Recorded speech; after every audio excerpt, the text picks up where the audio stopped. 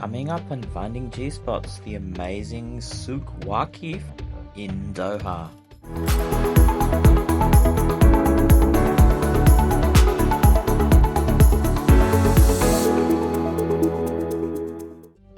Welcome back everyone. So today we're going to have a look at the Souq Waqif in Doha.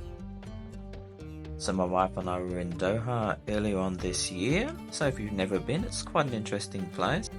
We recommend that you go at least once. We had a great stopover. And of course we'd heard a lot about the Souq Waqif, which is a beautiful marketplace.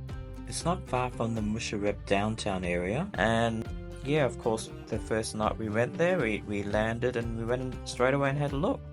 It's also home to the golden thumb you can see there. It's always really interesting to see different markets at different countries in the world. So they've got the usual fare of lots of different clothes, souvenirs, there's food you can get, paintings, all sorts of stuff. So it's a really great place to wander around in. Now, one thing about it is it's actually got a lot of air conditioning. You can see the vent there in the ceiling. Now this is in the covered areas of the market, so there are some uncovered areas as well, but a lot of it is actually covered, and then of course you can walk around with the beautiful air conditioning which will keep you cool. So you know, it's a very warm country, so it's welcome there. And we ended up buying one of these beautiful little like genie lamps. I think they look fascinating. They have lots of little souvenirs like that you can buy. And yeah, so nighttime is a good time to go, of course. You can walk around and you can see all sorts of stuff. The lights are amazing at nighttime, and of course there's lots of restaurants. But it's also equally impressive to have a look during the day. So there's lots of different things you can do during the day as well that you can't do at nighttime. So one of those that you can also go and visit is the Falcon Suk. So the Falcon Suk is where people go to buy and sell falcons, which is the national bird, I believe, of Qatar. People use it still. It was traditionally used for hunting. And there's this beautiful area you can go where they have different shops where they sell falcons still, and you can buy accessories and stuff for the falcons.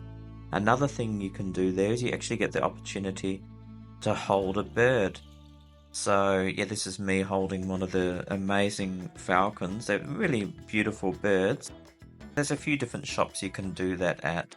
And you know, if you've got any interest in birds and animals, you'll really enjoy it. Here's one actually spreading its wings to stay cool, obviously because it's a hot place.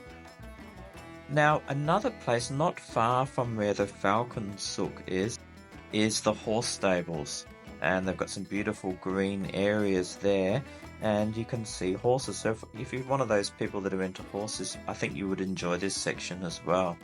You can just walk around and have a look and just be very respectful, of course, in all these places. And it wouldn't be the Middle East if they didn't have camels. So there is a camel souk as well. I'd enjoy seeing the camels. I think they're an amazing animal, very resilient, and they just cope with the heat so well. You can see why they use them so much there in the Middle East. Sort of felt a little bit sorry for them sitting out in the heat, but I guess they're used to it. And there was a few shady areas. You can see some of the camels were lucky enough to be in the shade, and a lot of birds there enjoying the shade as well. And it's, like I said, it's just nice to wander around the place during the day as well. So I recommend if you are staying for a few nights, you go during the day to see not just the markets, but some of the amazing architecture of the place as well. Now one thing we found interesting was there's just so many birds there, and I guess they come because they know there's food and water there, but you will see a lot of bird life, which, you know, is quite good to see in the desert.